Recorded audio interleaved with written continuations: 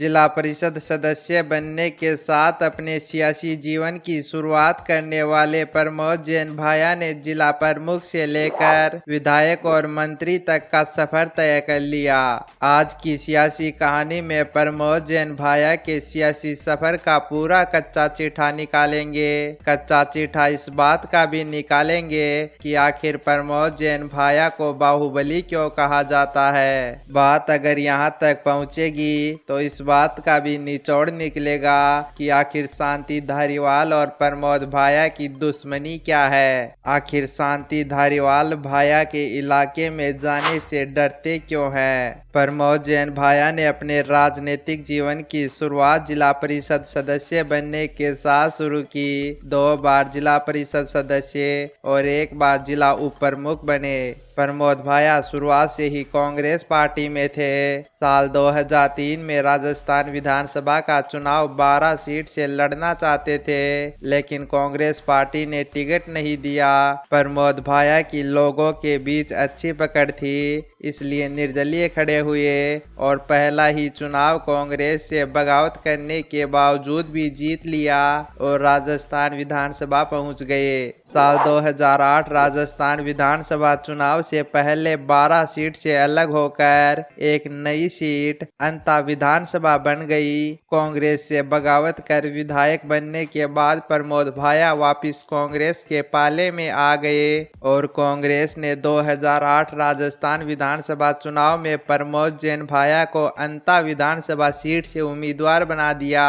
भाजपा ने भाया का मुकाबला करने के लिए रघुवीर सिंह कौशल पर दांव खेला, लेकिन यह चुनाव भी प्रमोद जैन भाया करीब 25,000 वोटों के अंतर से जीत दूसरी बार राजस्थान विधानसभा पहुंच गए। लगातार दूसरी बार विधायक बनने के बाद प्रमोद जैन भाया को खान और गोपालन मंत्री बनाया गया, लेकिन भ्रष्टाचार के अंधाधुंध आरोपों के कारण प्रमोद भाया को मंत्री पद अधूरे रास्ते में ही छोड़ना पड़ा। 2013 का विधानसभा चुनाव अंता सीट के लिए बड़ा मजेदार चुनाव था।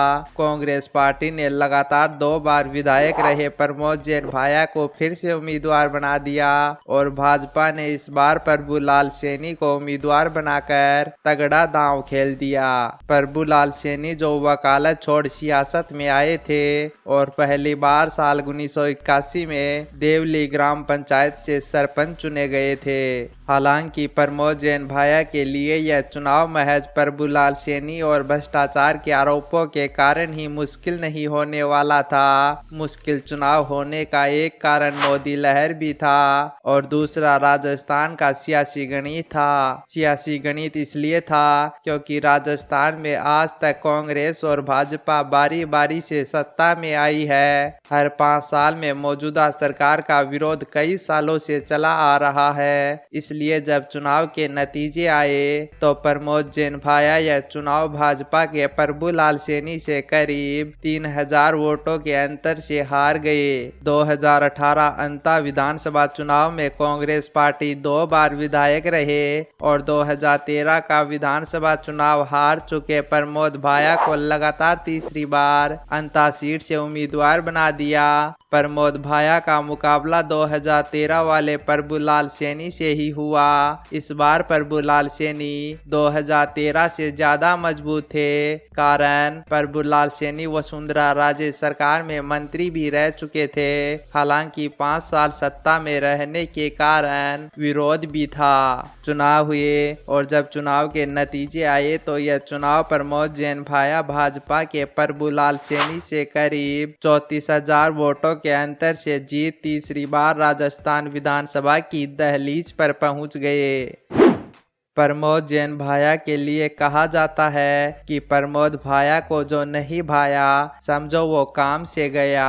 कहा तो यह भी जाता है कि प्रमोद जैन भाया पैसों के दम पर सियासी गेम खुद अंडरग्राउंड रहकर खेलते हैं। अगर कोई प्रमोद भाया के खिलाफ बगावत करता है तो उसका इलाज भाया सातिराना ढंग से करते हैं। यही वजह है कि प्रमोद भाया को दबंग और बाहुबली नेता के रूप में जाना जाता है।